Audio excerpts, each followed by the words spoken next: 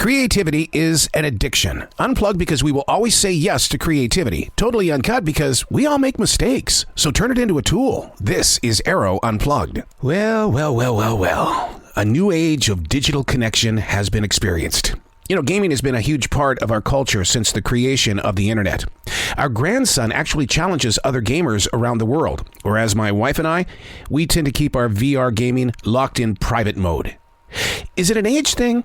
Or is it the fear of getting caught saying something while you're deeply engaged in trying to win the game? Ocular goggles make gaming a place or a destination. The imagination is convinced that everything is real. And even if other avatars have no legs, there's no judgment. We're here to get the job done, to find that victory with our digital play.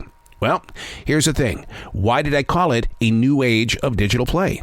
Well, I forgot to hit the private button while gaming, and people from all over the country wanted to take me on. What inspired me wasn't the physical gaming itself, but the actual conversation with people that you don't know, learning about how they're snowed in, and yesterday here in the Carolinas, we were up in the 60s. It's comparing dots on the map while laughing and gaming at the same time. Hey, it's Arroe. This is The Daily Mess, a chronological walk through an everyday world. I am a daily writer, the silent wolf. That means I step over here and I observe life. I watch everything that we're doing, how we're doing it, why, who. It's all there. Just take the time to learn about what's moving through you. This is The Daily Mess.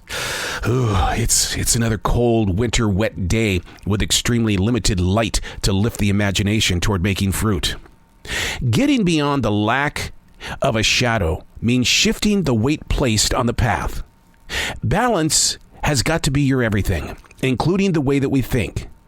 I spoke with an author yesterday whose new book is about putting the DNA of very famous people inside the human created today. It's called Flesh Becomes Words. Hey, when science works side by side with faith and or religion, it's got to have a reaction. Well, he calls it a sci-fi novel.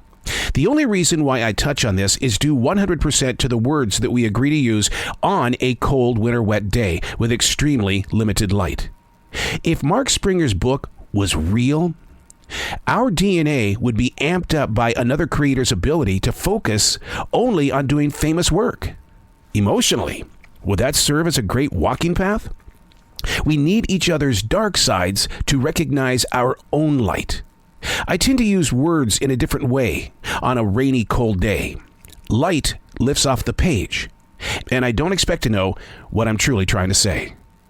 Another cold, winter, wet day with extremely limited light to lift the imagination toward making fruit.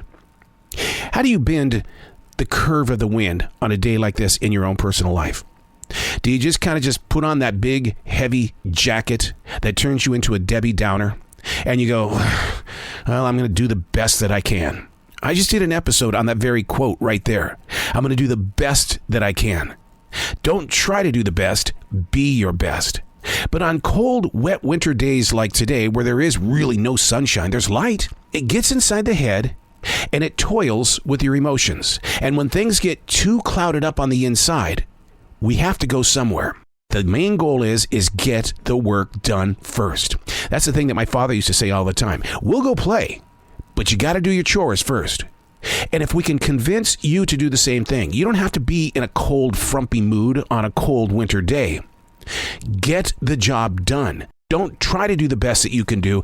Do the best that you can do and feel great about it. This way it'll take your mind completely off from that winter gray sky. If it's a cold day and it screws around with your thinking process, find some light.